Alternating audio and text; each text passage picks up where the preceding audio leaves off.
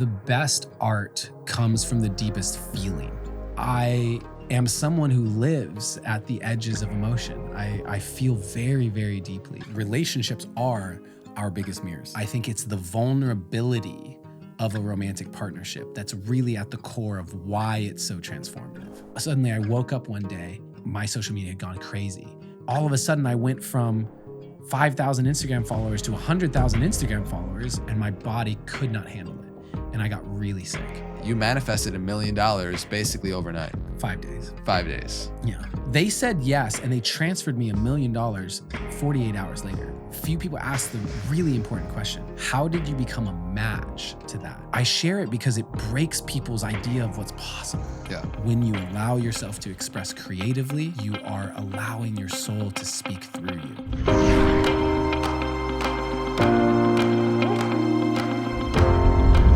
Hello, beautiful beings. Welcome back to the Know Thyself podcast, where every single week we get the privilege and opportunity to sit down with a brilliant mind and open heart, somebody who can help us live a more liberated human experience. Today, I get the honor and privilege to sit down with a dear friend of mine, Adam Roa.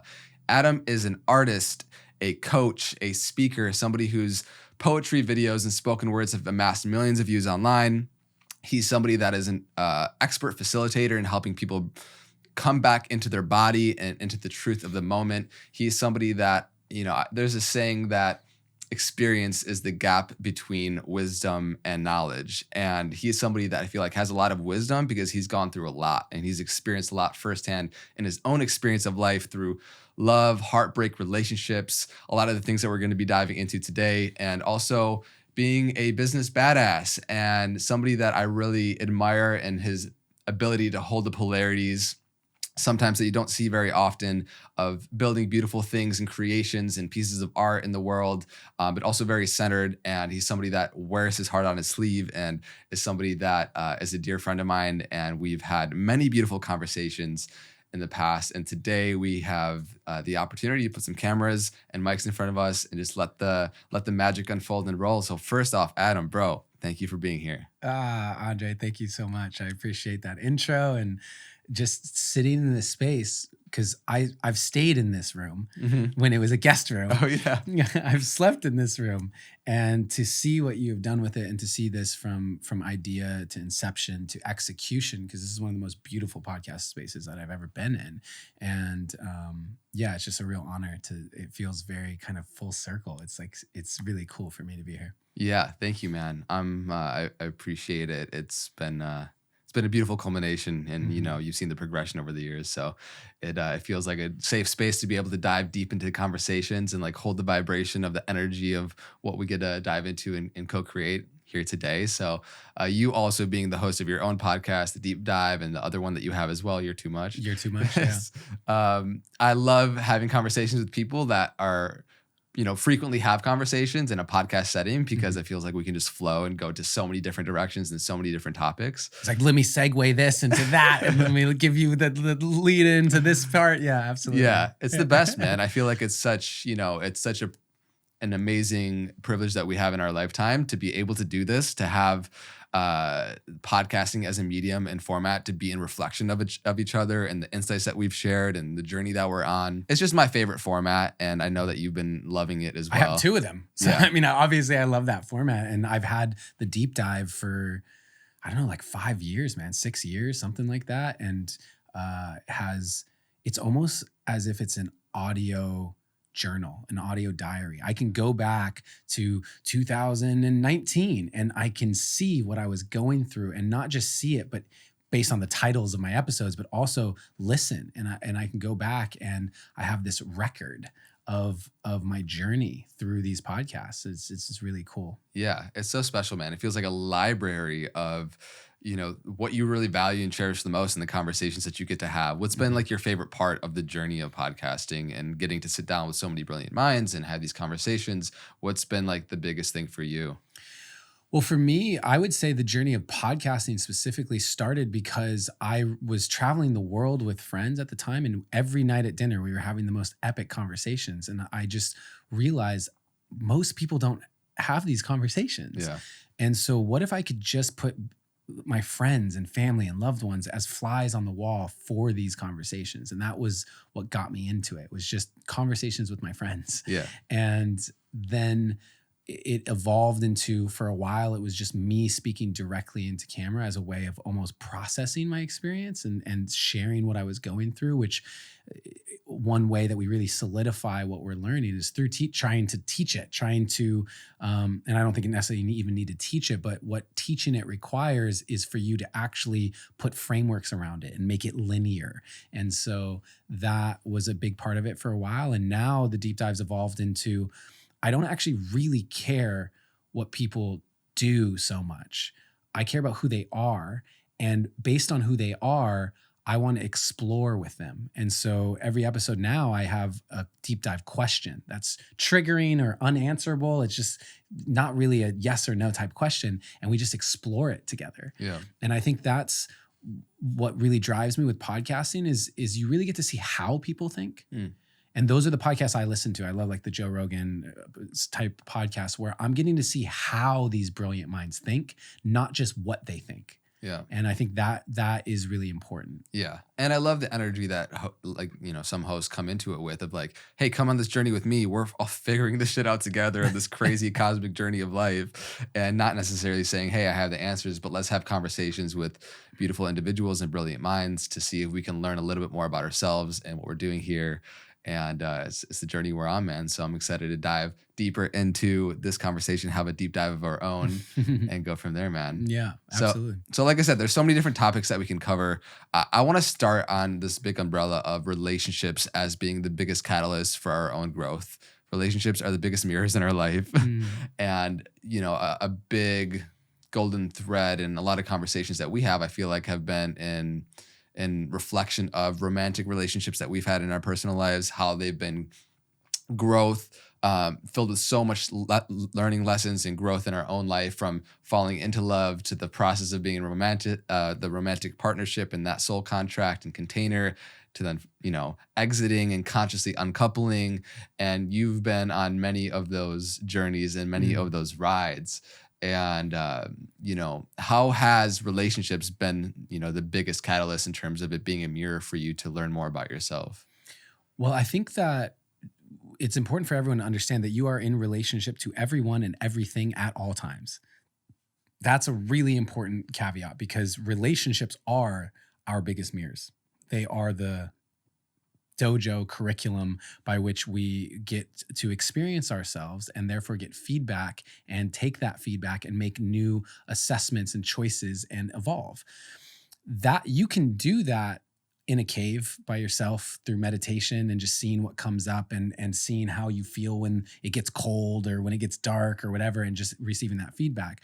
Where when we start to talk about romantic partnerships, you are literally and metaphorically naked. So someone is seeing the deepest, most vulnerable aspects of yourself. And therefore, the reflection that you're getting is in those aspects. And I think that I could speak to the what I see as the divine design of kind of masculine, feminine, energetic expansion. And just on a broader scale, I think it's the vulnerability of a romantic partnership that's really at the core of why it's so transformative. Beautifully said. I feel like it's really revealing, and there's many different things that it reveals too, but the parts of you that you feel and you deem unlovable, and depending upon the consciousness within the partnership and how somebody can meet you, the reflections that you can get, and also just by virtue of being in the container of the relationship, the things just come up that you need to work on.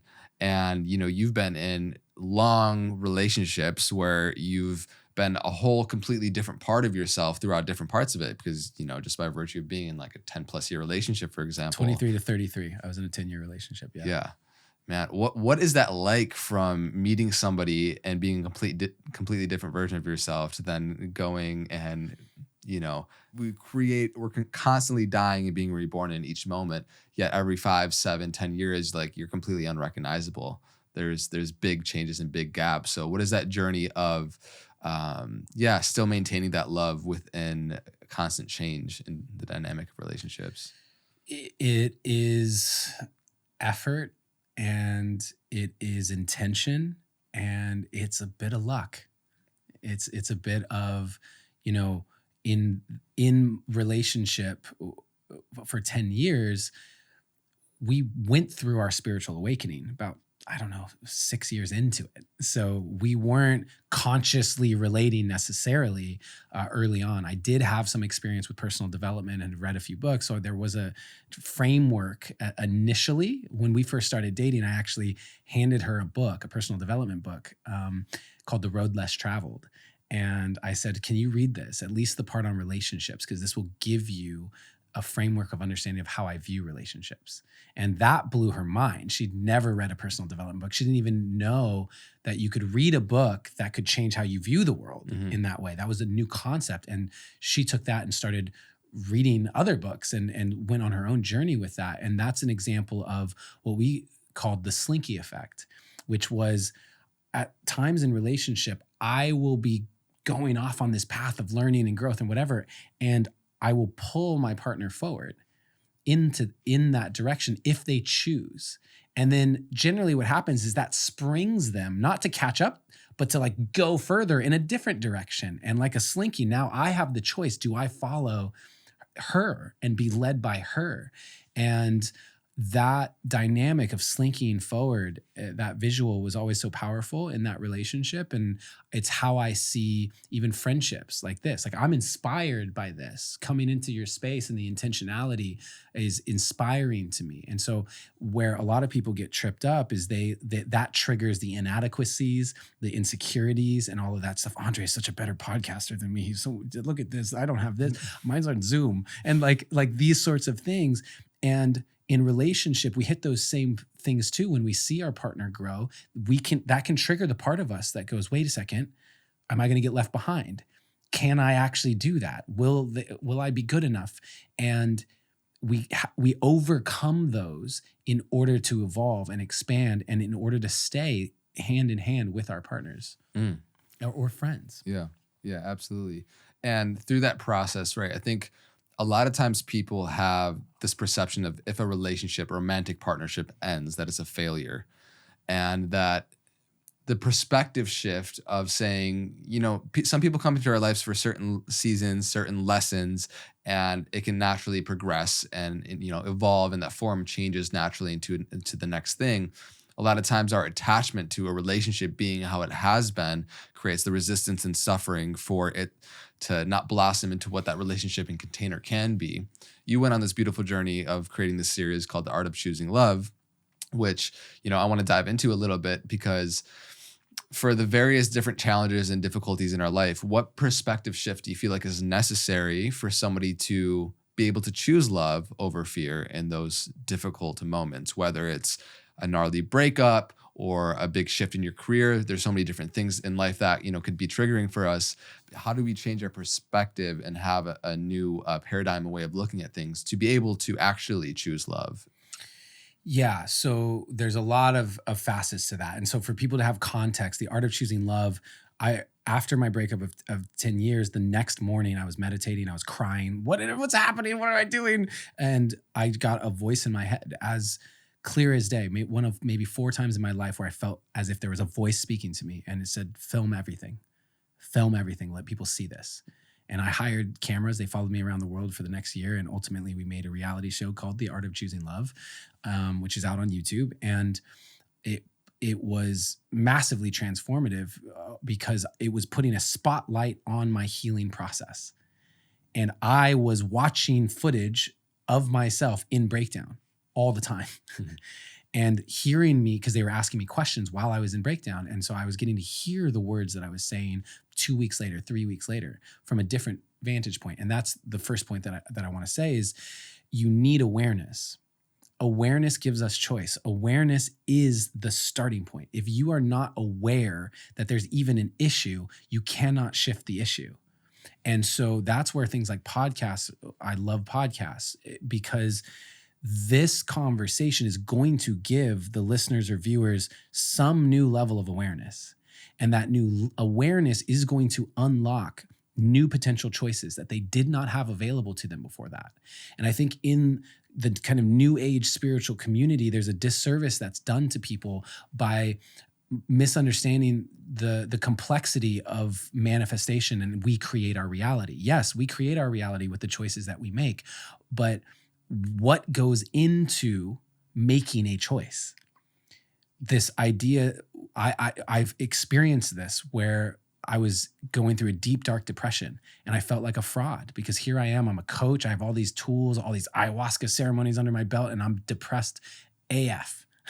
And I am literally having almost suicidal thoughts at that stage of my life and thinking, I know I create my reality. Why can't I choose out of this?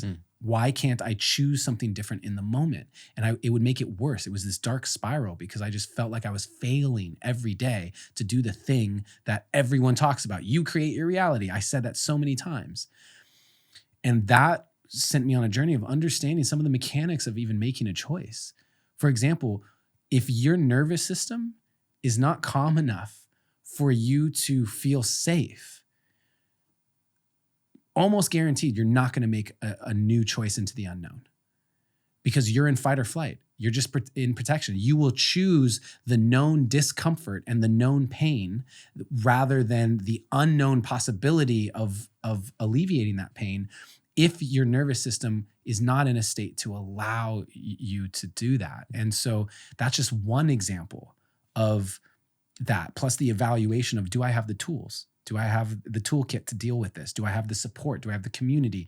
And the evaluation of whether that, which goes into that safety component. And when we understand that making a choice, a different choice in your life, is not just willpower, it is a series of factors. I think it can bring a lot of compassion to the conversation of really what goes into making new choices in your life.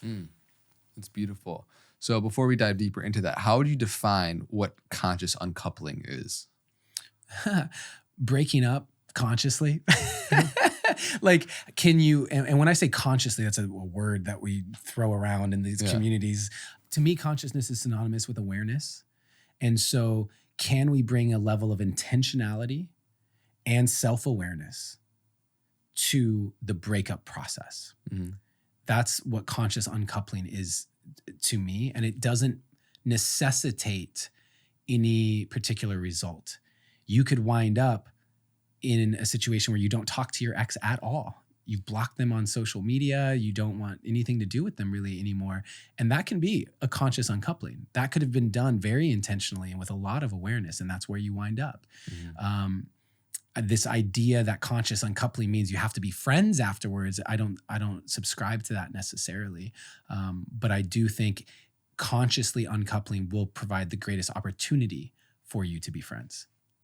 What has been one of your biggest, opportunities to choose love over fear in one of those either conscious uncoupling moments or otherwise, if you have something that comes up? What pops into my mind right now is, so I was making this reality show, right? And I wake up one morning and I'm just in it. No idea where it's coming from. I go down, I'm in Vancouver at the time. I go down to the lake and I'm just crying, just sobbing for a long time. And I have no idea why. I'm just feeling something. 2 days later, a day later, I get a call from my ex and she lets me know that she slept with someone for the first time since we'd split, which some people might be like, that's weird that you would even get a call from your ex telling you that. And it had been the night before. So I'd woken up the morning and I'd felt that shift. After 10 years with someone, I mean, so connected, right? And I turned to my camera, 5-minute phone call. Thanks for telling me. How was it? Great. And then I go out of my room and I say, hey guys, get the cameras, please. And we go out and I sit in the grass and they set up the cameras and I say, I just got a phone call. She slept with someone. And I processed it in real time. And the thing that surprised me about it was I said, I hope it was the best sex of her life. Legitimately, I hope she couldn't stop coming. Because what else would I wish? Do I, for my own ego's sake, do I wish that it was not a pleasurable experience? For my own ego's sake, I hope that he didn't treat her well? I love this person so much that my hope is their life continues to get even better after we have separated. And that was really surprising to me, to see myself in that moment have that. And that was a moment for me of recognizing how far I'd come, because I wasn't that person that, like, me in college would be like, no, I'm the best sex ever, baby. Just, I hope everyone else is terrible. But now recognizing that someone else's success, pleasure, and joy, it's not a zero-sum game. Her having the best sex of her life doesn't make me less. And so I didn't get that answer. I don't know how it was.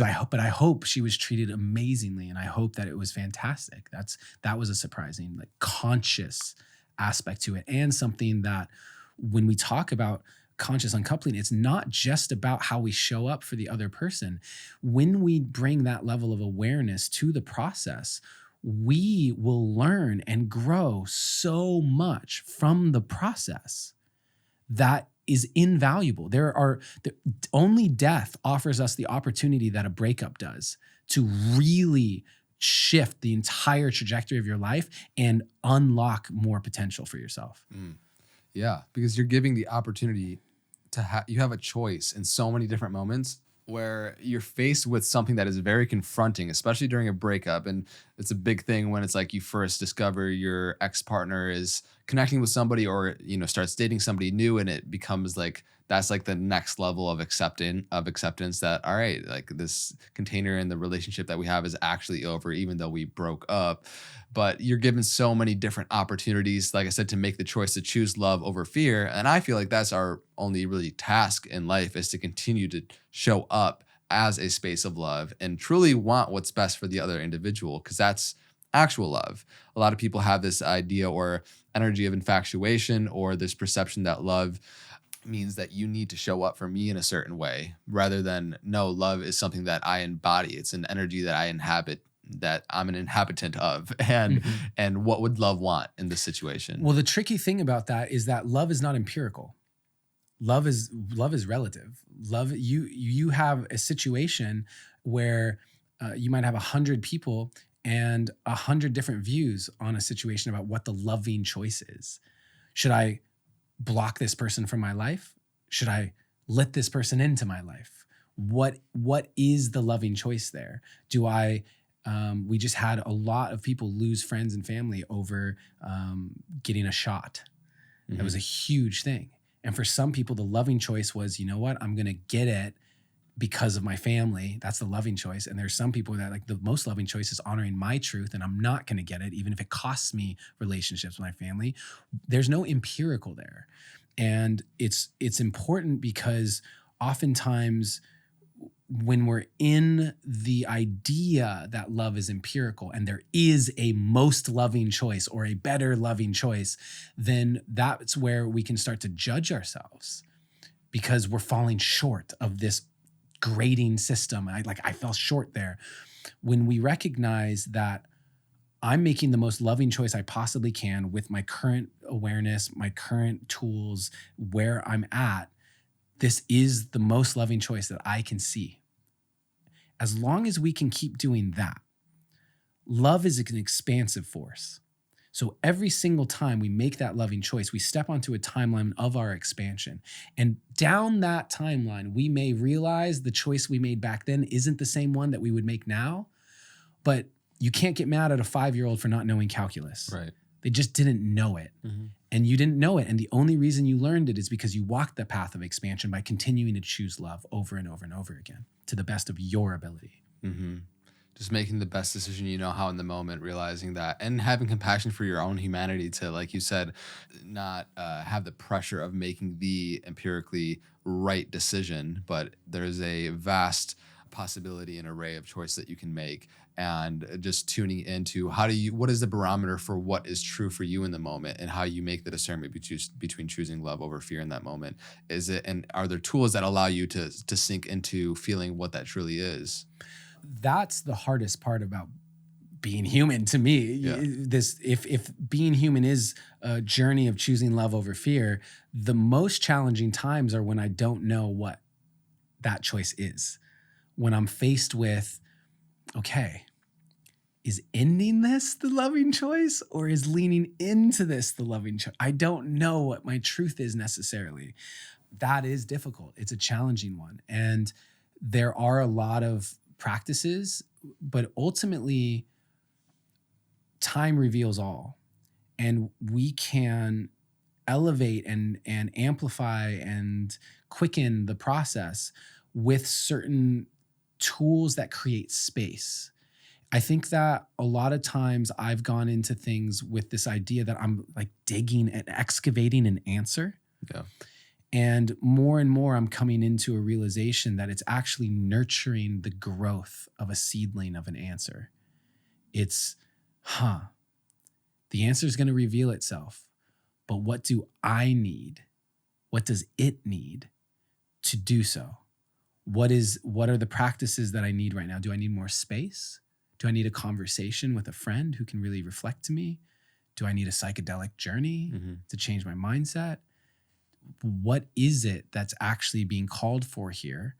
And I think that then we enter into a more nurturing relationship with ourselves, and we take away the pressure of finding the answer. Yeah. You can't pressure the apple tree to grow the apple. Right. You nurture that tree and trust that it will. Yeah.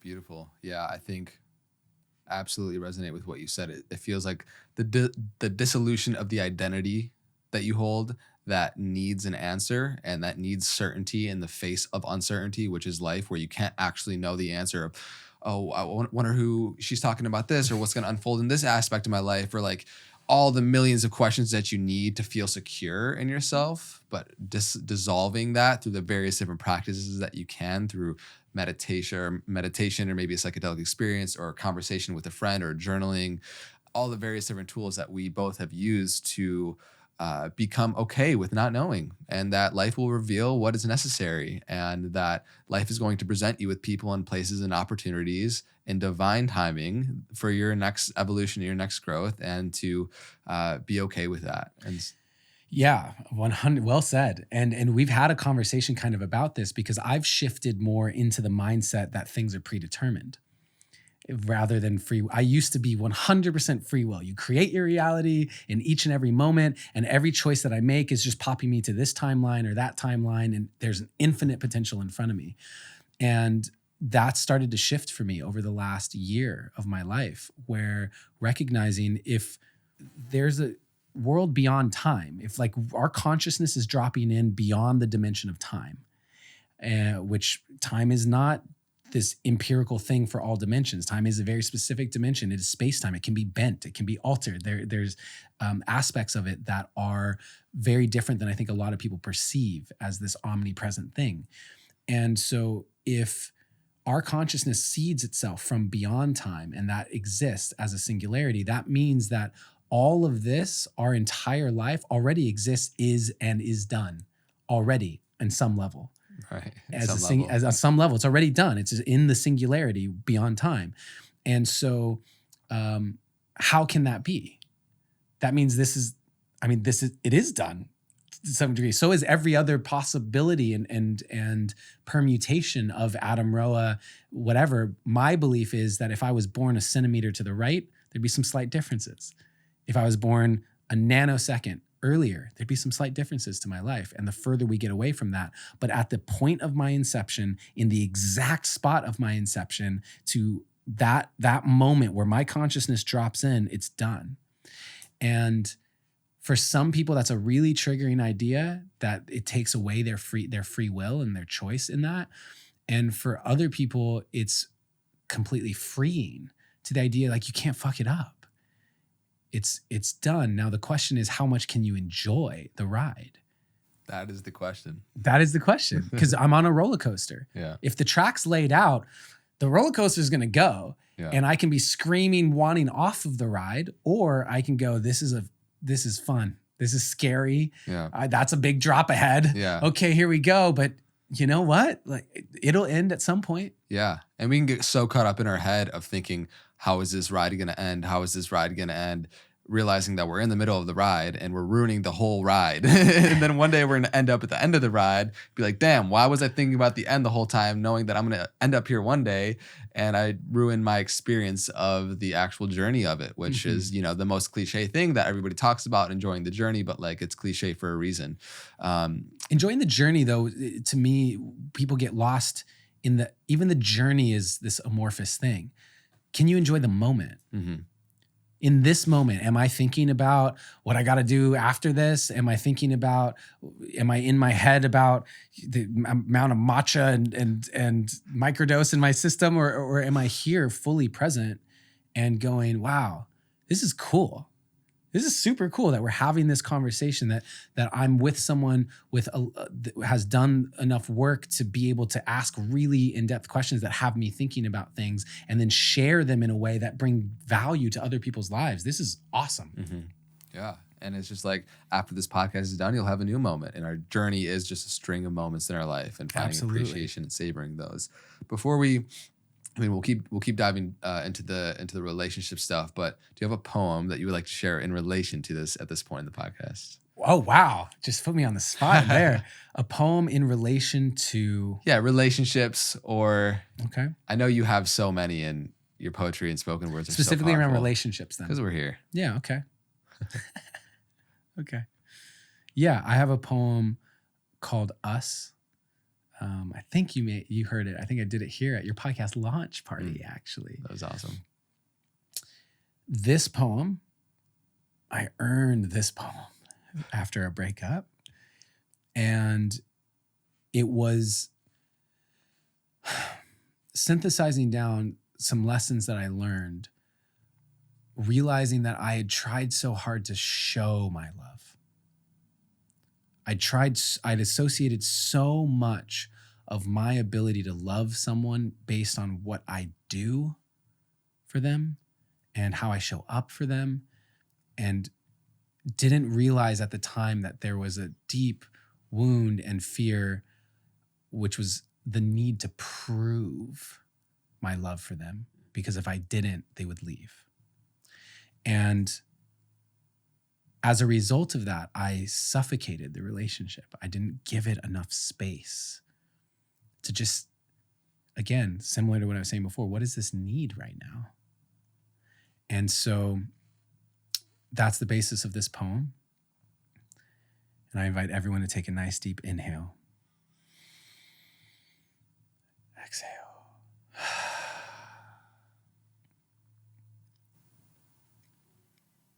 You asked, how can I know you love me? How can I trust in us? I said, don't you worry, my dear, I will give you the heavens above.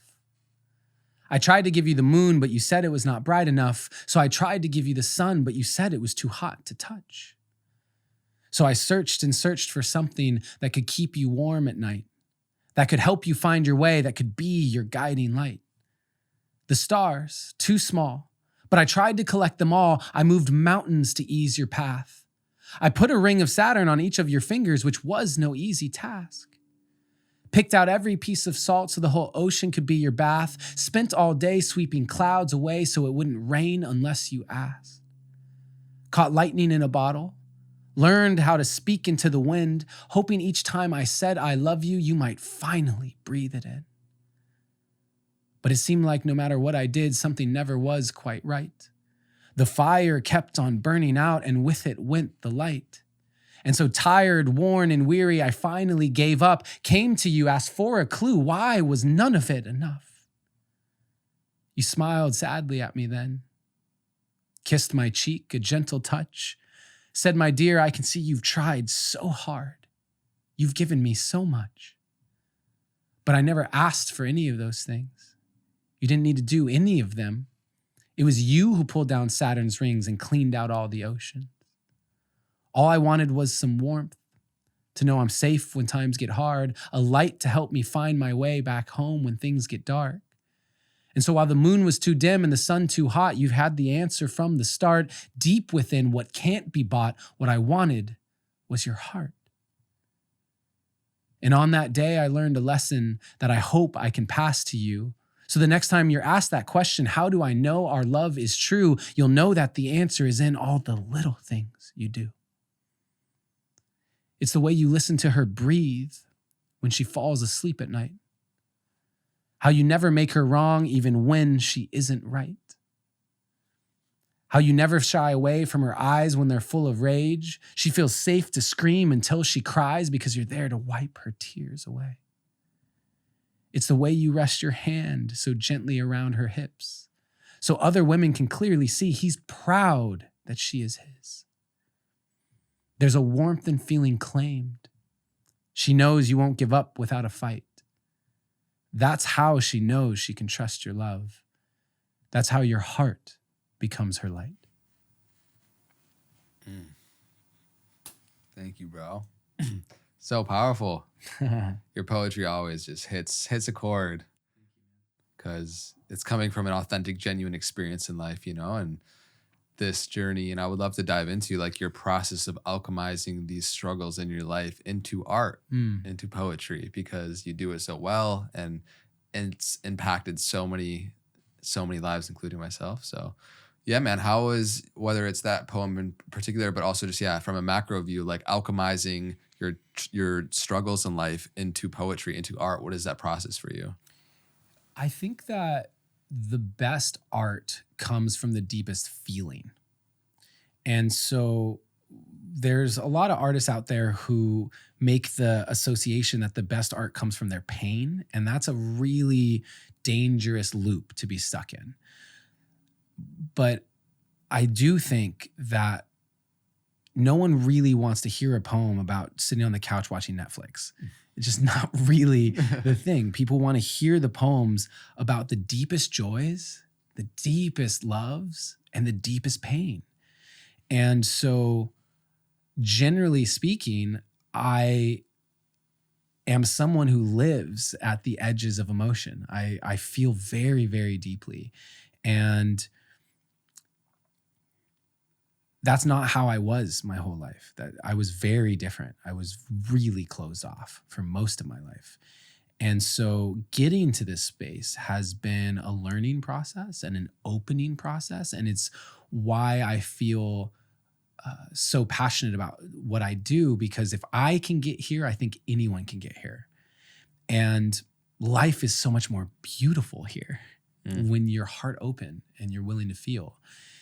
And how I got here, art played a major role in that, because I believe so much around this. I started a nonprofit called Surrendered Artist, which we teach kids how to use art to process their emotions. And one of the biggest things about doing that is you start to be able to associate your pain with beauty. The actual process of turning my heartbreak into a poem is energetically forcing me to see beauty in the pain. It's taking me on a journey of seeing the lessons and the value. It is an alchemical process by which I can take anything I experience in life and find beauty and transmute it and take that power as a creator and affect the world in that way. And it becomes this beautiful nodal point. Pieces of art become holders of frequency. There's a frequency in my poem, and it's amplified when I speak it and I tune into that, and you're getting my personal delivery and experience in there. But even if you were just to read it, it comes from a certain place. It holds a certain frequency. And so I think that that's where we get into the idea of conscious artistry, where it's let me put those frequencies into art pieces that become nodal points on this planet and hold that, as opposed to the horror films and the murder slasher things and all of the stuff that's also holding frequency. The more like transmitters of high consciousness art that are out there, the more directly impactful we will see to shifting the vibration of this planet. I love your art. I love your poetry and the process and how you've been able to alchemize a lot of those highs and lows. And like you spoke to, it's not just pain that beautiful art can come from. Obviously, it's the expansive bliss, joy, connection, relationships that can be the impetus to a realization or an insight that becomes something that you can pull the string on and, turns into a poem or a piece of art or a spoken word or however people transmit, or alchemize their own art form. And yours is in particular very impactful because you're saying this is the struggle, this is the perception that I was holding at a specific time in my life and why it was causing this friction, resistance, and not allowing me to experience life in its true vibrancy, to then no, this is actually the realization and how I was able to turn that pain or that struggle or that experience into a lesson and now a new higher perspective and higher view in life. And that journey that you took us through in that poem and many poems that you have is a beautiful arc to witness and inspiring for me in my art form. And yeah, man, it's been beautiful to co-create and collaborate. And we filmed a couple. Yeah, we filmed the pandemic poem together for sure. And Masks. Yeah. 2 poems that are on my Instagram for anyone's interested. I guess technically, are we still in a pandemic? I'm not sure. A pandemic of sorts. Yeah, a pandemic, the whole thing. So we got to co-create that, which was really cool, really awesome experience. And I do think that art is the highest leverage way that we shift consciousness. I believe that. I believe that human beings are predisposed to receive art at the emotional level, and true change happens at the emotional level. We can cerebrally think our way into anything, but until we allow ourselves to feel it, we don't actually rewire our system. And so here we have this technology of art that predates language. It's been there from the beginning. Why? Because it is literally the thing that allows us to shift each other, to shift ourselves. And I believe that our creative energy is the purest expression of our soul's frequency. And so when you allow yourself to express creatively, you are allowing your soul to speak through you. And we have enough evidence of the power of frequency on matter. Cymatics, CYMATICS, for those who want to go look that up, sound healings, all of those things are proving scientifically that frequency impacts matter. And to me, there is no more healing of frequency that you can pull through than your life force energy. That is your creative energy. That the more that you pull that through, the happier you're going to be. So powerful. And for everybody that's listening to this or watching this on YouTube, allow that to be an invitation to see where in your life can you allow your own soul's frequency to come online in some sort of artistic expression. Can manifest in a million different ways, but it's so healing for self and then the world. The way you cook dinner for your family, the way that you organize your closet, the way that you dress yourself on a daily basis. Start to view the world as an opportunity for you to express creatively. And you're going to see the world unlock, because what artists are people who are able to see a layer of beauty that is here and available to everyone. Photographers can see the way the light shines here and there, and they can see the symmetry. The architect sees the lines, the musician hears the jackhammer as a rhythm. There's a layer of beauty that's available to everyone. And it just requires the mindset shift of, there's art everywhere. Mm-hmm. I'm an artist. I may express it through the way that I do the accounting for my clients, because I'm an accountant. Mm-hmm. But that's my art. Numbers are my art. And I think that it unlocks a whole layer of beauty to this reality that more people deserve to experience. That's beautiful, man. I feel like if you perceive what you're doing as art, or you find that frequency in which how you carry yourself and what you do, you transmute something that could be perceived or feel like mundane into a piece of art, into something that's beautiful, that you carry yourself in a more joyous way. And we need more people that can really come online in that way. And whatever you do, like you said, from cooking to construction work to composing a piece of art or music, there's so many different ways. For you, you had one poem that went super viral and got millions and millions of views. What was it like to be received on that mass scale, and energetically, how did that affect you? I got sick. It broke my body down. Yeah. It got... So it's been some context, yeah. Yeah, You Are Who You've Been Looking For is a poem that has been viewed on Facebook alone more than 200 million times. And probably all the different places that have taken it and reposted it and all these things, probably like 300 million times. And it happened so fast. I was making the reality show at the time. I was in Bali and I got an email that said, hey, your video is going to be live in 72 hours, in the next 72 hours. And I said, okay, cool, awesome. And then suddenly I woke up one day and my social media had gone crazy. It did 40 million views in 48 hours. It was doing 1 million views a day, like a month later.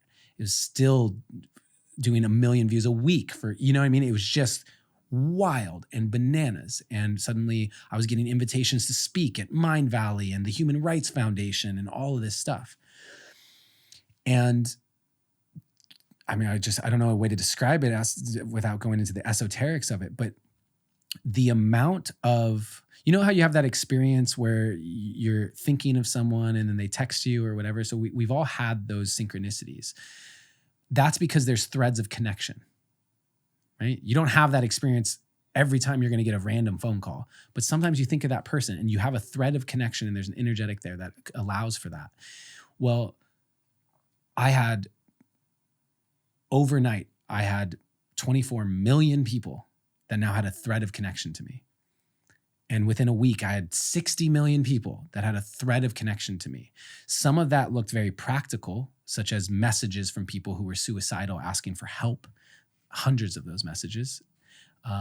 People sharing how grateful they were, boom, boom, boom, boom, boom. So there was practical reach outs. And then there were just energetic connections and threads. And my body could not handle it. And I got really sick. And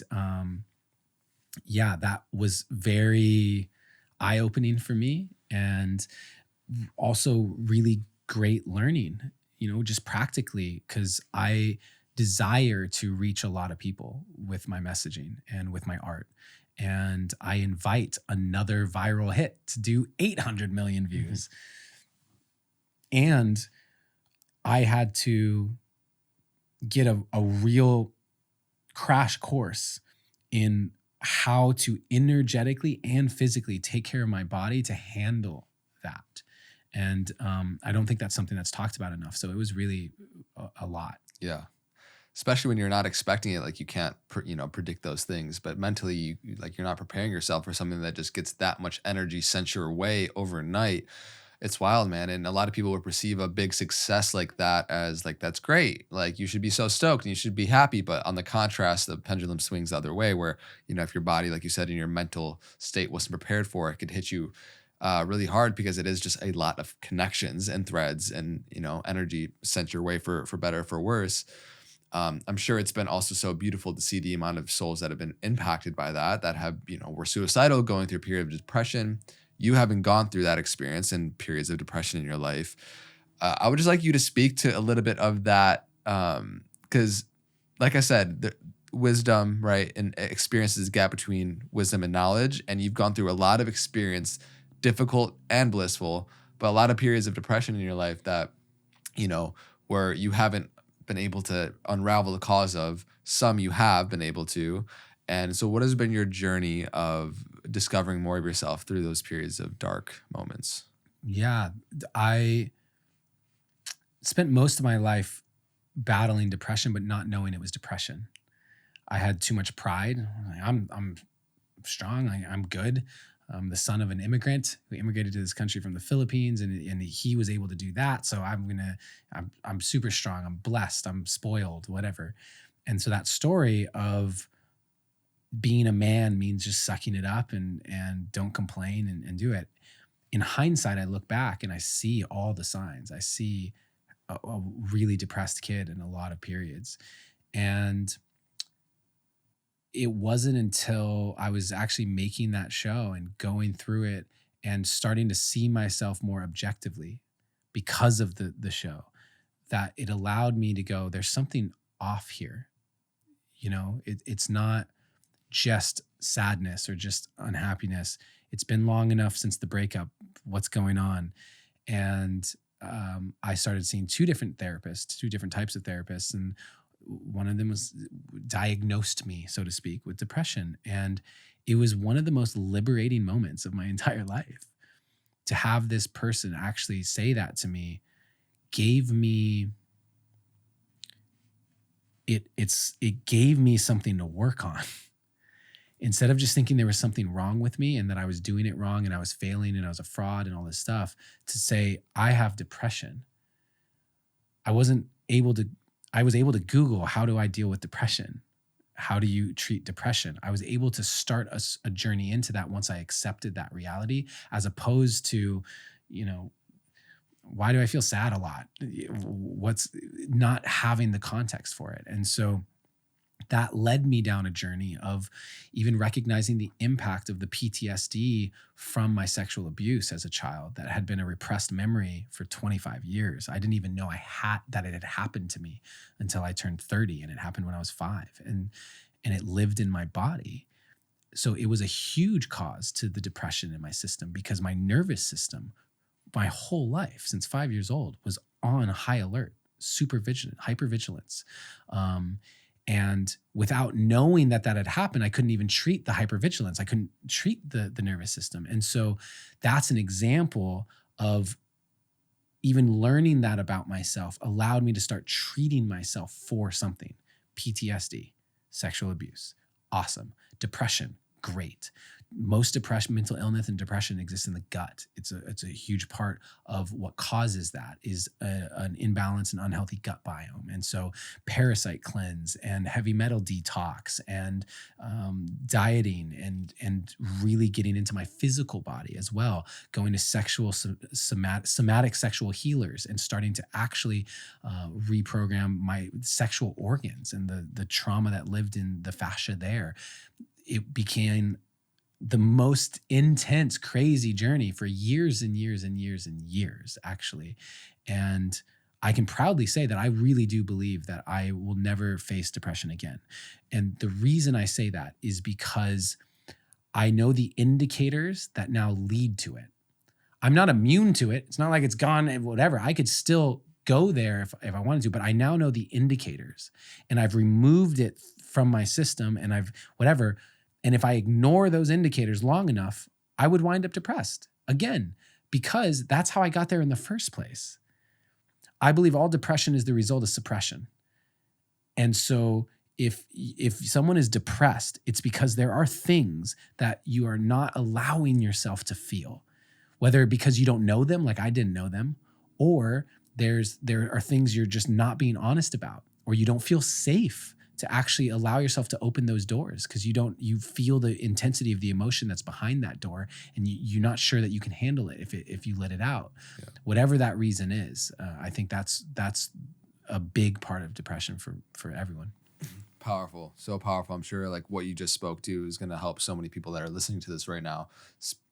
Speaking to the parts of your life where you unconsciously had to close your heart, and then now various different tools and things that you've done to reopen your heart. And you said like suppression is really the cause of depression, right? And so what has been a couple quick, most impactful tools for you realizing and gaining awareness onto what is actually suppressed in your system?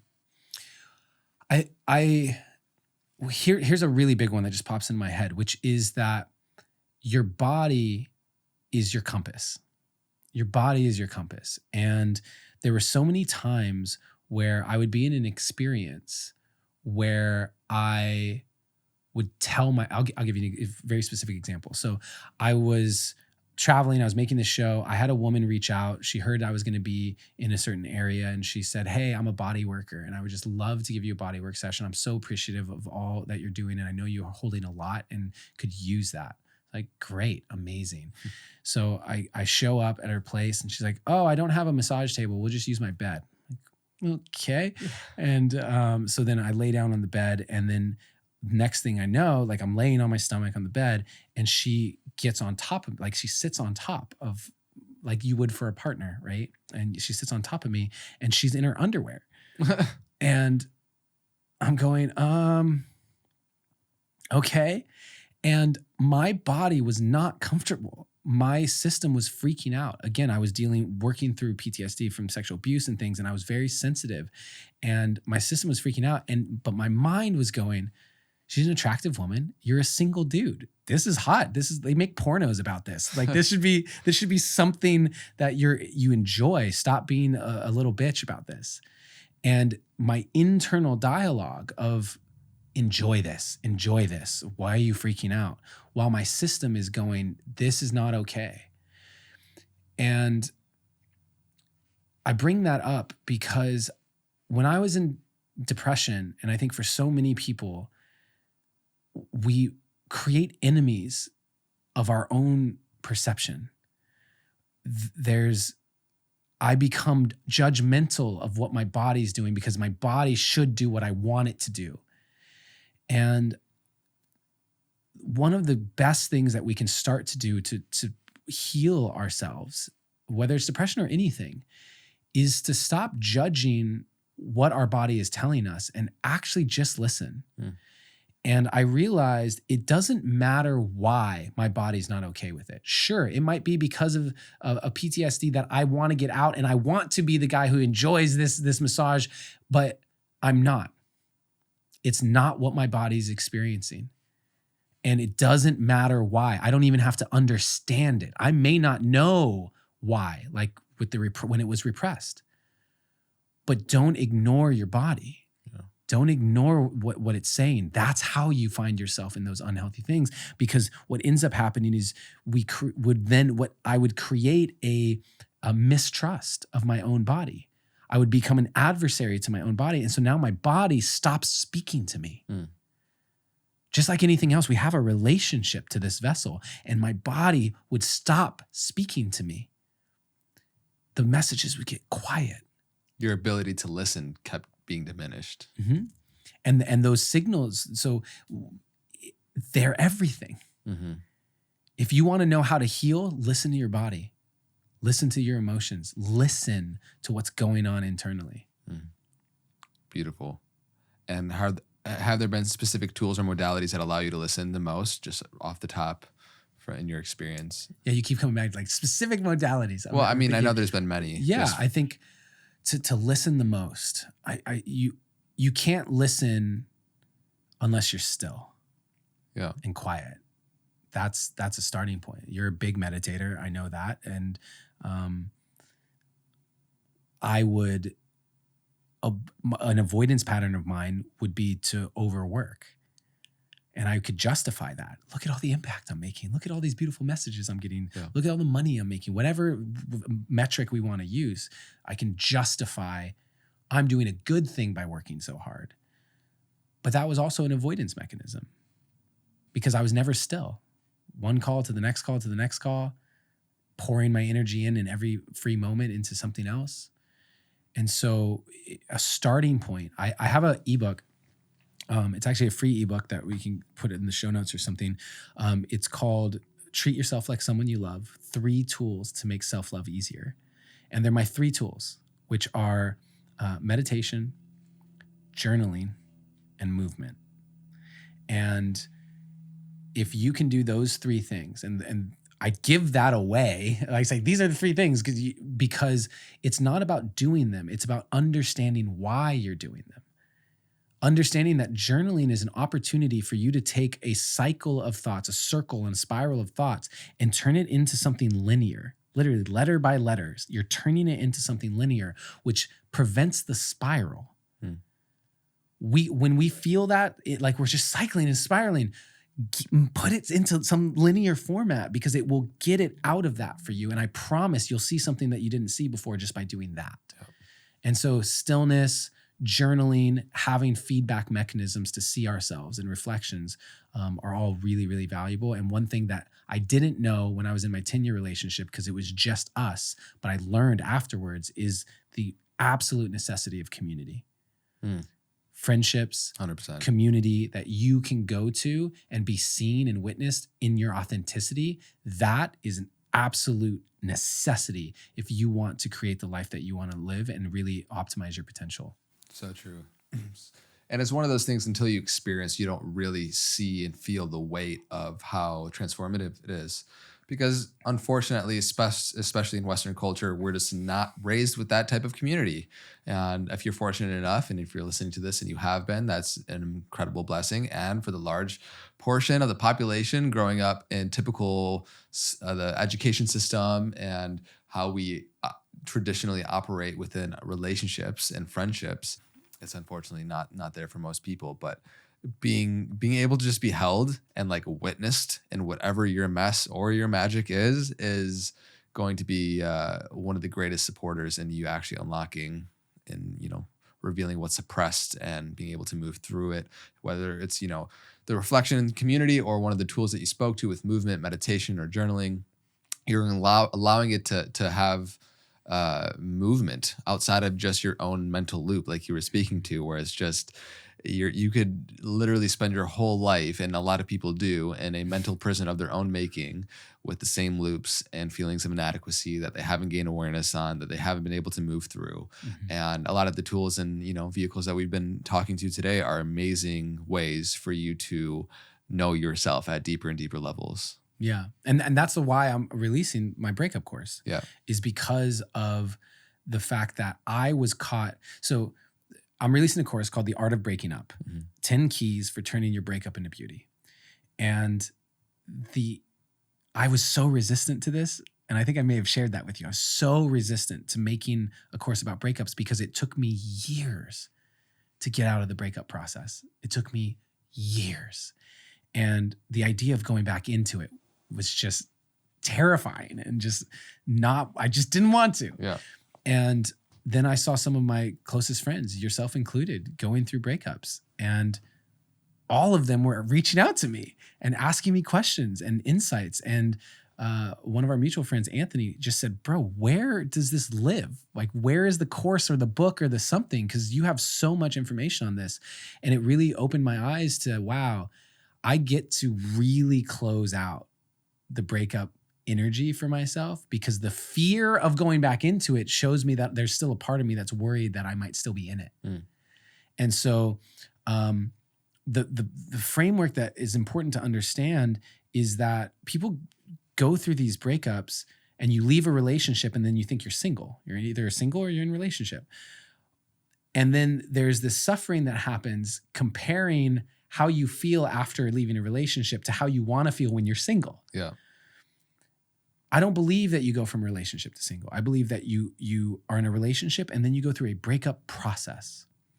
And that process, if you don't know on a simple way how to turn it from a loop into a linear progression through the process, you get stuck in it.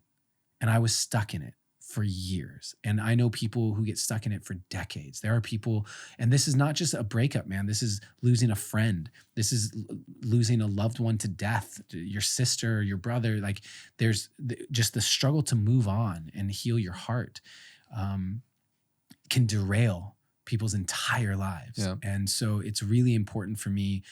I've gotten so passionate about this course now, knowing that it's all the things that helped me over several breakups, over years, the things that really worked for me, I know will work for so many people if they really lean into it. Beautiful. Yeah, everything that we've been talking about, from the poems to this new course that you have, will be linked down in the description. I know that you have so much medicine and wisdom and insight to share in regards to a lot of things we've been talking to, and the process of moving on and integrating these parts and lessons and breakups in particular in our life are, so amazing. So thank you for doing that work. Yeah. I'm excited to see that. Okay, cool. We've been touching on this for a while. I want to touch on a few different topics just to move on. I think a really fascinating story, and one that I would love for you to share is, you don't know what I'm about to say. There could be many different things that I can say. The time where you're a powerful manifester. Uh-huh. Yeah. And so there was this one period in your life where you had this big vision or insight into manifesting a large sum of money. And I knew this was a question. I knew it. Yeah. Yeah. So you manifested $1 million basically overnight. 5 days. 5 days. Yeah. Give or take. So start with telling us a little bit about that story, and then I want to dig deeper into the process of manifesting. Okay. So To give people context, I was paid $1 million for a 1-year coaching contract. Yes, that's true. And the process which led to there. So many people get hung up on that. Right. They're like, what? How? What? Few people ask the really important question is, how did you become a match to that? Because it wasn't winning the lottery. Someone actually said, your coaching is worth $1 million. Yeah. How did that process happen? And that process was one of about 14, 15 months. And really was me facing off with all of my beliefs, insecurities, fears around money and abundance, and understanding the energetics of money and what it really is and how to make it, and upgrading my space, my physical space, moving into an ocean view home. And I only had, with my partner at the time, and I had first month's rent and security deposit. I did not have the money to pay second month's rent. And at the time, so the rent was $6,000 a month. And so I had 3. And that was at the time, I'd never paid anywhere close to that. Our previous apartment had been $2,100 that we shared and split. So suddenly now I need to pay $3,000 a month plus living. I just didn't know how I was going to do it. But moving into that space and knowing it was necessary for me to expand. And I had a woman on my podcast on the deep dive. Her name is Marcy Locke. And how I was an Encinitas at the time, and she was known for being paid $1 million from multiple clients. She coached people from like the Walmart family. And so that's how she was talked about as the $1 million mentor. And I had her sit in front of me at my house, and I interviewed her on my podcast. And I said, I don't even know how you say that with a straight face. The idea of me telling someone it's $1 million to work with me makes me uncomfortable, and I can't, how? And she left after that conversation, and it bothered me. I was so bothered by the fact that, why couldn't I charge $1 million? Why? What is that going on inside of myself? And that began a real process of inquiry over the next year of so many different stories I could tell you about money in various different ways. But trust me when I say it was just a complete gauntlet initiation around money over and over and over. And then I went into an ayahuasca ceremony, and this was part of somewhat of an initiation of a series of ceremonies over the course of several months, where I was asked to surrender various aspects of things of myself. So I surrendered my bank account, for example, all my money. And I surrendered my... What do you mean when you say you surrendered your bank account? I was asked, so I'd just gotten out of debt. I'd been in debt. Literally, when I moved into that house, I was in $20,000 of debt from paying for a surgery from a car accident, and I had to put it on my credit card. I'm carrying $20,000 in debt from a surgery that I'm going to get a settlement for, but it's in legal that took 2 years. Mm-hmm. So meanwhile, I'm carrying $20,000 in debt for almost 2 years. And I could afford the lifestyle. Here I was in an ocean view home, and I managed to earn that money and all this stuff, but I couldn't seem to get over the hump to pay that off. Mm-hmm. And I finally did. I got there, and I had, I don't know, like $30,000 in my bank account. I'm like, yes. And that's a big shift, right? $20,000 in debt to $30,000 in the bank account in less than a year. That alone was a really big deal.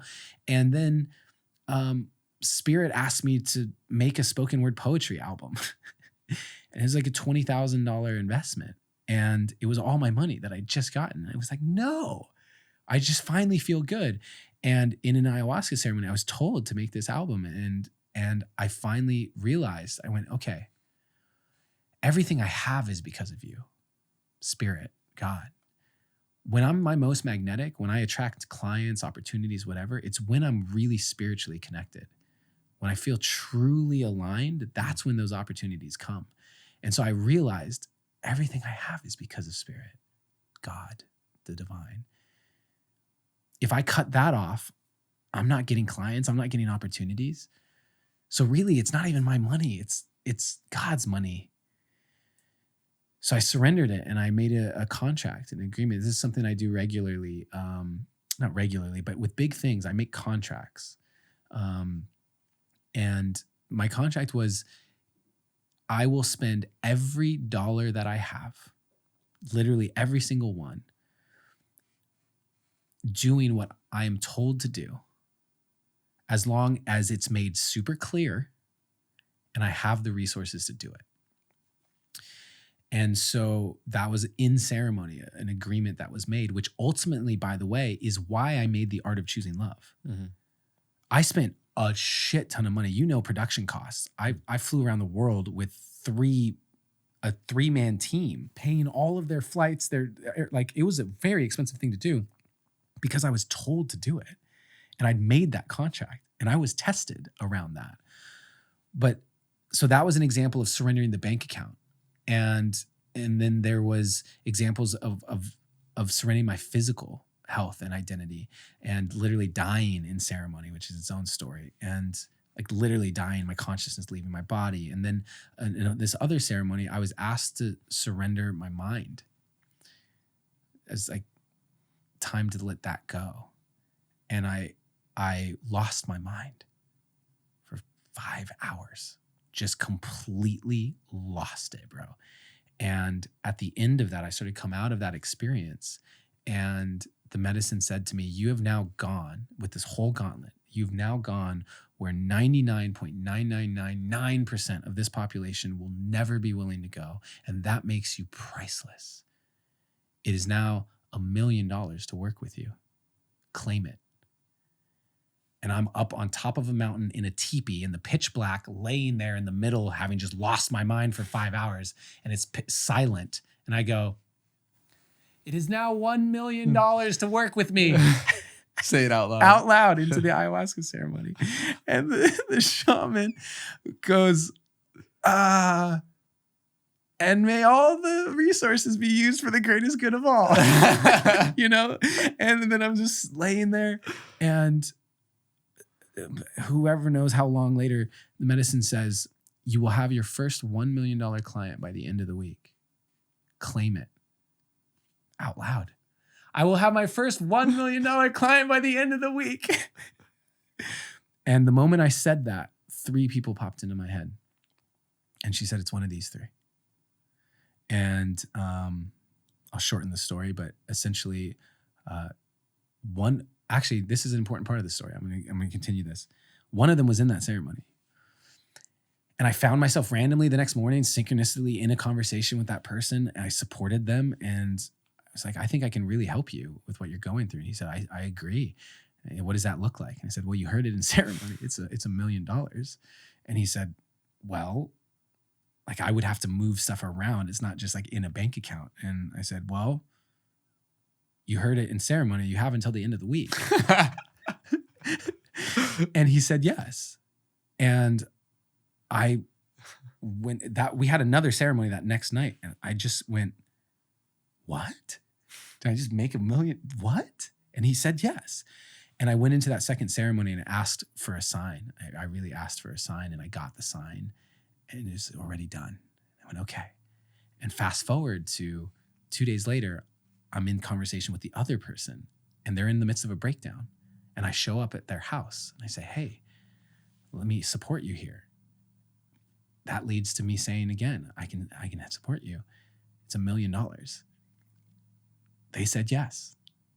And I went home and I went, I just made $2 million in 2 days. What?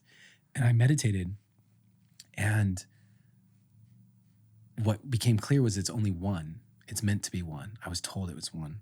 And I felt more strongly about the second person. And so I composed an email and I said, I'm really sorry if you're already moving funds around and different things, but I was told it was only one. And I have someone else that said yes. And so I'm going to withdraw this offer of coaching. And if we work together in the future, amazing. But thank you for your trust and, sending you many blessings. And I think that's a really important piece to this story that isn't often focused on because of the flashiness of the $1 million, is also the willingness to withdraw the offer that someone said yes to. and potentially say no to $1 million, is part of the energetics of why it was given to me to begin with. And when we talk about money, when we understand that it's energy, it literally is just energy, and it's all a game. This is all made up. Literally, it used to be backed by gold. It's not anymore. Those numbers they're just numbers on a screen. It's all energy at this stage. And the understanding of that and the process of manifestation, because there is a process to it, unlocked something for me that later became my nonprofit that I founded. It became the Art of Choosing Love. It became the Create community. It became buying my parents a house. Like, it became so much beauty that wasn't really even about me and didn't make any sense. In hindsight, if you did what I did with $1 million, I'd say you're ridiculous. Like, that, what are you doing? That there's no business advisor on the planet that would tell me to do what I did with that money. And I freaked out at a certain point. And I reached out to a mentor and I said, I'm the dude that fucked it all up. Like, I'm that guy. I'm going to be homeless and whatever, I was just deep in it. And he said to me, have you followed what you feel you've been guided to do every step of the way? And I said, yes. And he said, great. That's your end of the contract. That's the reason you were given it, because you are the person who would do that even when it seems stupid. Doesn't make any sense, but that's what I'm being told to do. Yeah. I'm that person. And he said, that's the only reason you were given it. So don't ever beat yourself up for honoring your end of that contract. And that was really huge for me, really important. Dang. Yeah. I mean, it's a trip. It's such a wild story that you just took us on. And that journey is, it must have been a trip to go through, obviously, let alone, for everyone that's listening to this right now. It's such a stark contrast from, I think, most people's understanding or reality. It just seems like so far out of reach. That's the reason I tell it, by Right. the way. When it happened, because you knew me when it happened, right? Or you weren't in the picture yet? After, yeah. Yeah, after. Okay. So one of the things, they said yes, and they transferred me $1 million 48 hours later. 5 days from the date of the ceremony, I was transferred $1 million in one lump sum. What I did with that was not touch it for 3 months. And every day I meditated and I paid attention to when we talked about the energetic threads of how, when my poem went viral and stuff, like, I paid attention to what was shifting in me.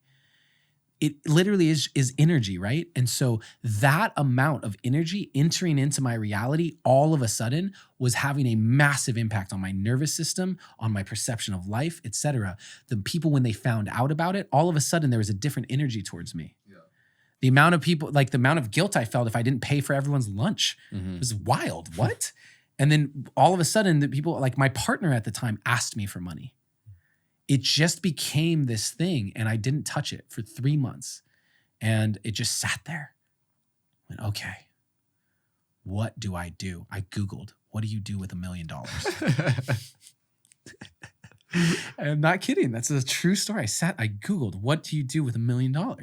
And the advice, by the way, is invested in some very safe things like some bonds and stocks, because just based on the interest alone, I could live a nice life, cover all my expenses basically just off of the interest of that $1 million investment. I don't know if that's true now, but being smart with that money, I wouldn't even have to necessarily work again if I was smart with that money. But that's not what I did with it.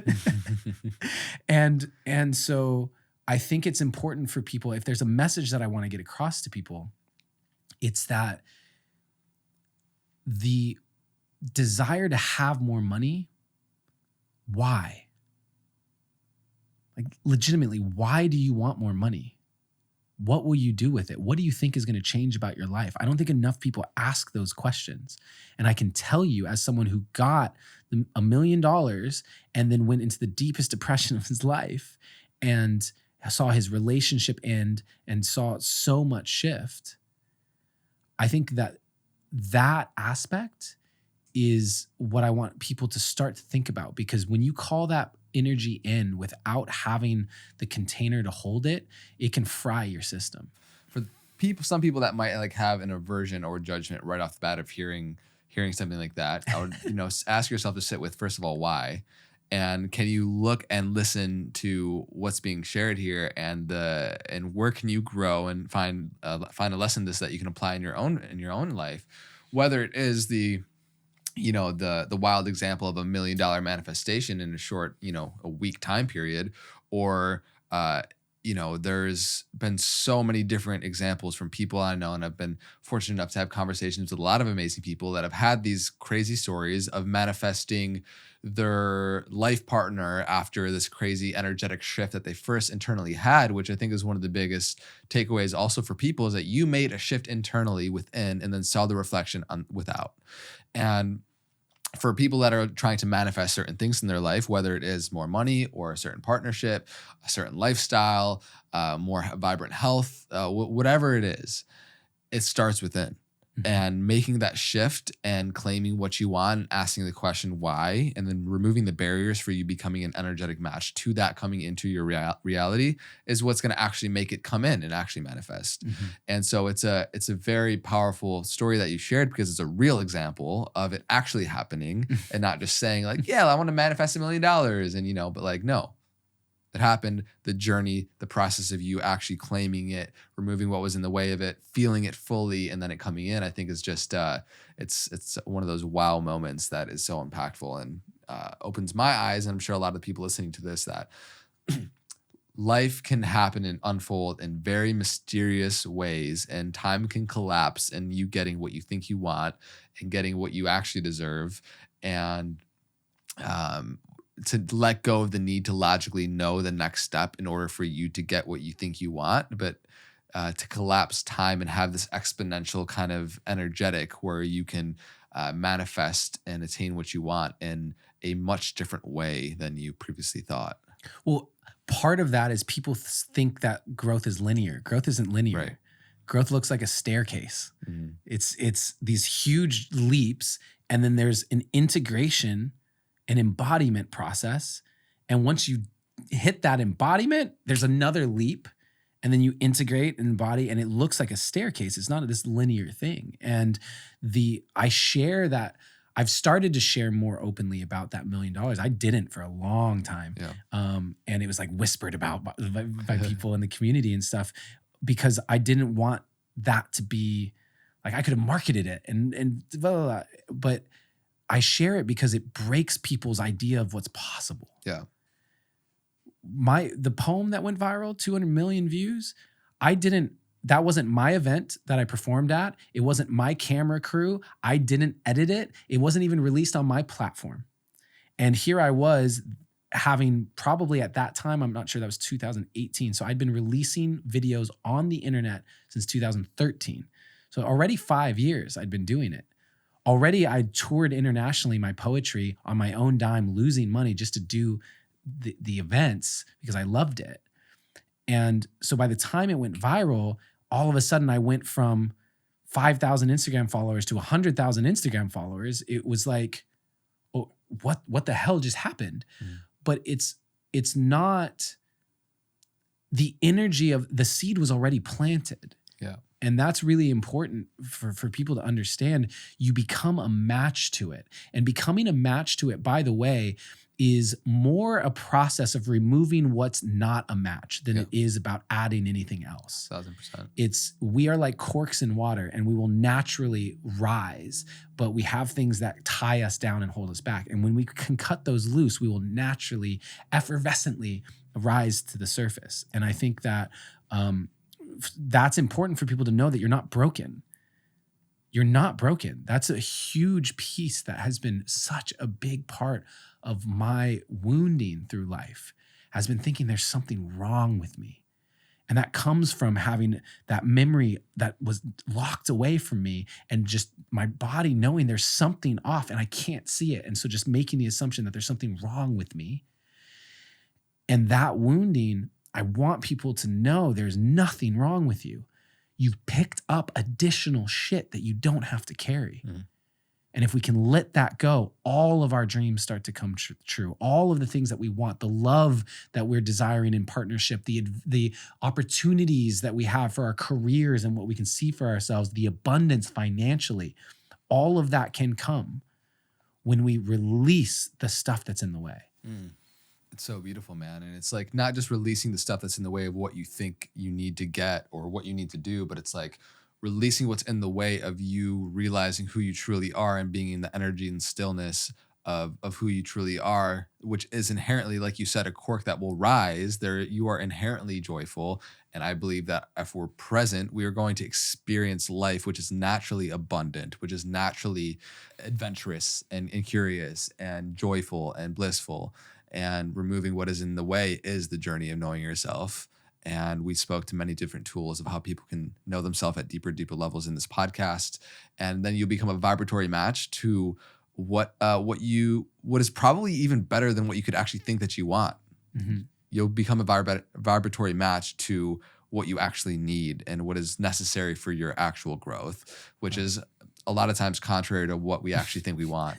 Totally. And that's something I believe Dr. Joe Dispenza talks about or whatever, which is the things that you want will always exceed your expectations, and they will always come in a way that you could not have predicted, because your idea of how it would show up or what it would be like is based off a current level of consciousness. And your memory of how you think it could happen. Totally. And so by the time it actually does happen, you will be an expanded version of yourself that couldn't even have seen that as an opportunity for how that might have happened. And so when we look at the $1 million client as an example, well, let's not forget that I was already doing 6 figures as a coach. I was already living in an Ocean View home. There was a part of me that I was already having conversations with $1 million coach and going, how did you do it? Right. Like, it doesn't seem as big as a leap, even though at the time I think that I was charging like 15 grand. So to go from 15 grand to $1 million was like a huge jump.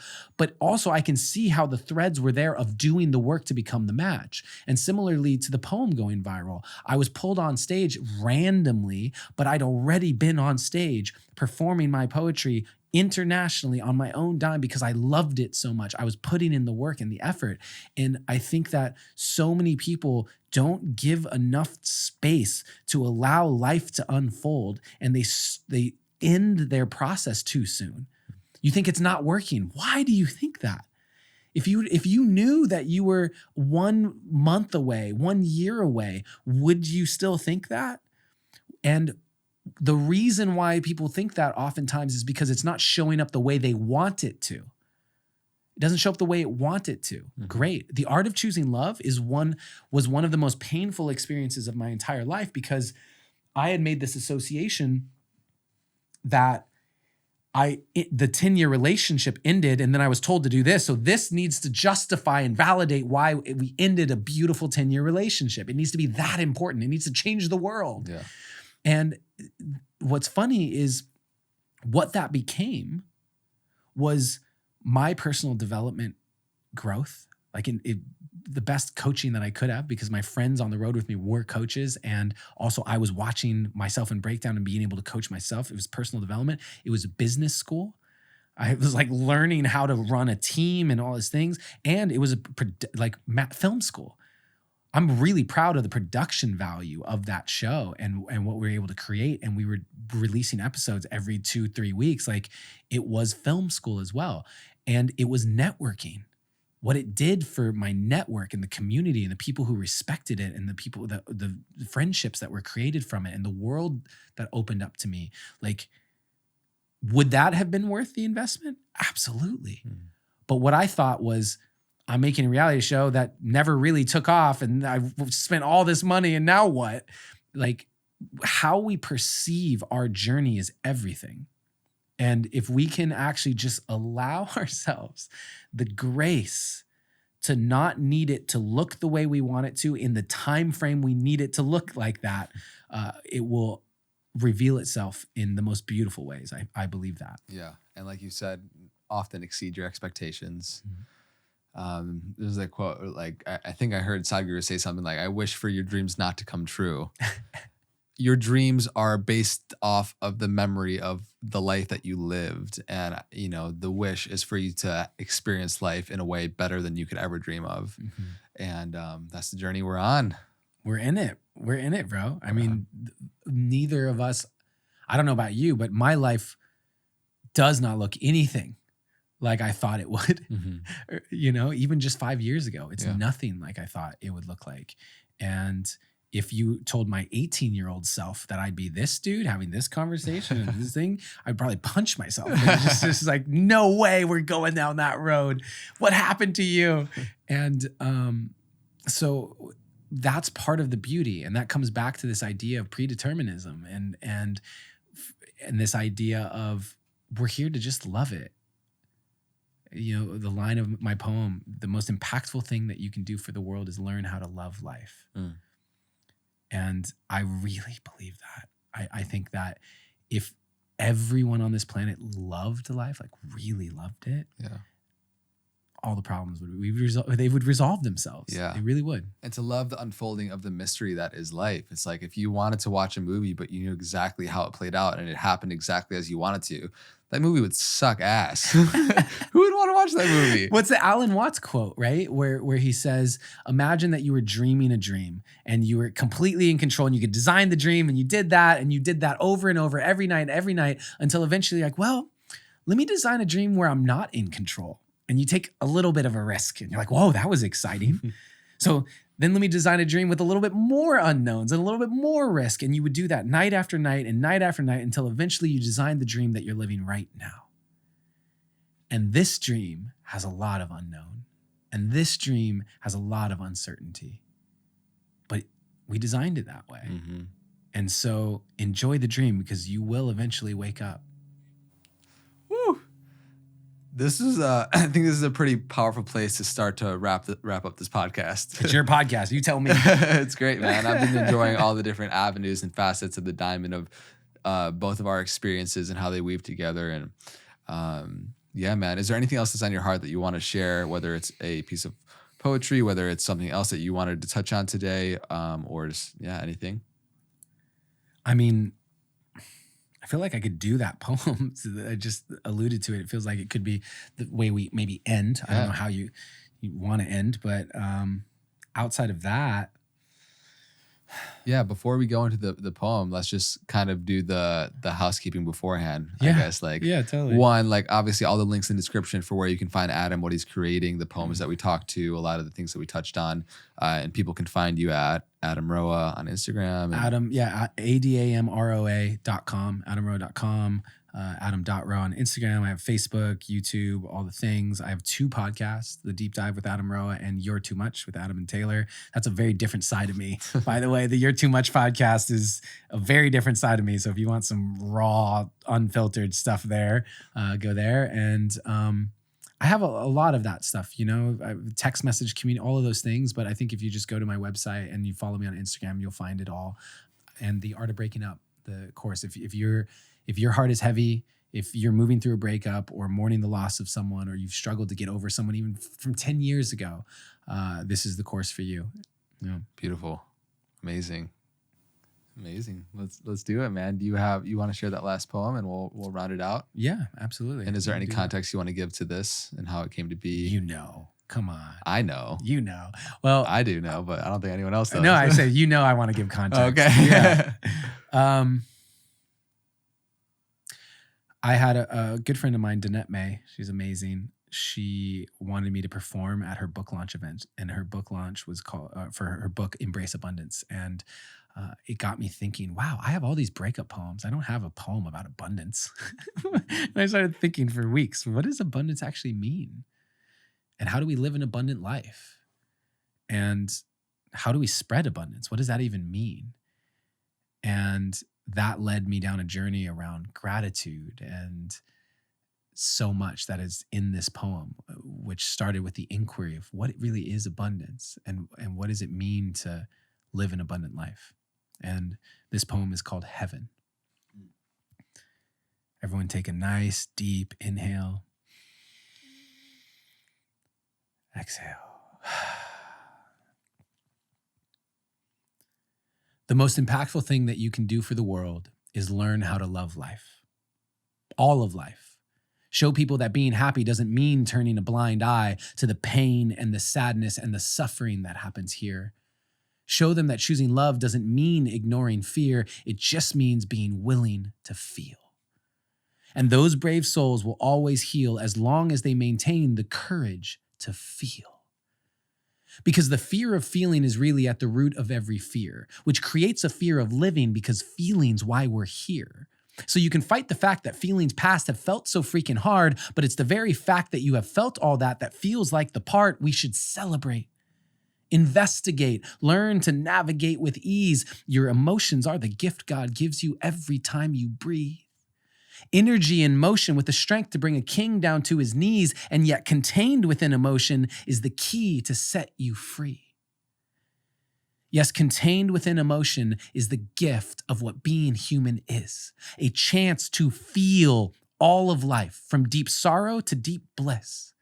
And you might wish the two would split, but the twist is that they'll always coexist because even the heartbreak you hate today had the way paved by a lover's kiss. So you can write your list of how life's a bitch, but don't forget the asterisk because for all the times you went through shit, it fertilized a lot of gifts. But if we only focus on what we lack, we can't appreciate what we've got. But with gratitude for what we have, we can see that it's a lot. And that is the difference between abundance and scarcity. It's not about what you have, it's about what you see. So the next time you forget how blessed you be, take a moment and focus on the next breath you breathe. The next time you forget how blessed you be, take a moment and focus on the next breath you breathe. And notice you're right here with me. A miracle, a great mystery. Out of hundreds of trillions of stars in hundreds of billions of galaxies, somehow, some way, you're here today with me and we all breathe. On a spinning sphere of chemicals spiraling through the universe, you were once one of 200 million sperm. You just happened to get there first. So how could you ever say you're cursed? You've been blessed since before your birth, and you might not think you have it best, but it could definitely be worse. And if you don't believe that yet, go tell the deaf what you just heard. And if you don't like what you see, go tell the blind how much it hurts. On your hardest day, when you really want to walk away, go tell the paraplegic how it's unfair. Share how you want to run from all your problems while he's pushed everywhere in a chair. And I'm not saying that life is fair or that it's easy. We all go through a lot. But as you walk through the valley of the shadow of death, don't lose gratitude for the fact that you walk. Celebrate the fact that you can dance and sing. Embrace the abundance in the very act when you talk. Because when you can spot abundance in the simplest things, that's when more abundance unlocks. The simplest things. Taste, breath, touch, smell. Did you know there are people with something called anosmia, which means their sense of smell is completely lost? So while they literally can't smell the roses, do you want to complain you don't have the time to stop? Because this life is the only one that you've got. And there are people who would trade places with you without a second thought. So no matter how many tears, heartbreaks, or bad days you pay, the cemetery is full of souls that know living is worth the cost. Don't wait till it's too late to learn that lesson. Living is worth the cost. But make no mistake, being alive is not the same thing as living. Just like throwing something away is not the same thing as giving. So if you haven't yet found your love of life, I suggest you keep on digging and allow yourself to feel your way through all the hurt and all the rage. And as you feel, allow yourself to finally turn the page. That's how we heal, and it might hurt like hell, but you'll have shown us we'll be okay to feel it all and still love life. That's heaven, and you'll have helped pave the way. That's heaven. Can you feel it?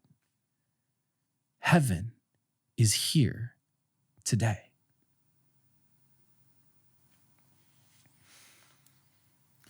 Thank you, bro. So powerful.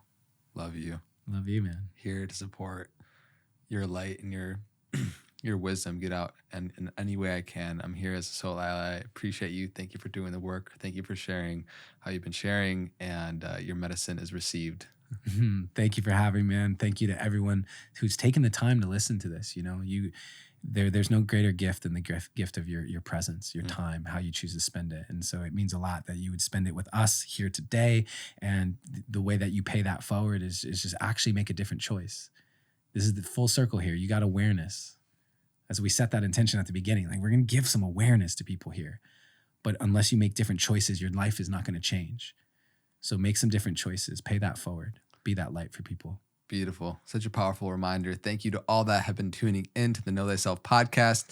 If you've been enjoying this podcast in particular, let us know in the comments. We share clips on social and on our separate clips channel. All links in description. Thank you so much for coming on this journey with us. Until next time, be well. Yeah, so it is. So it is.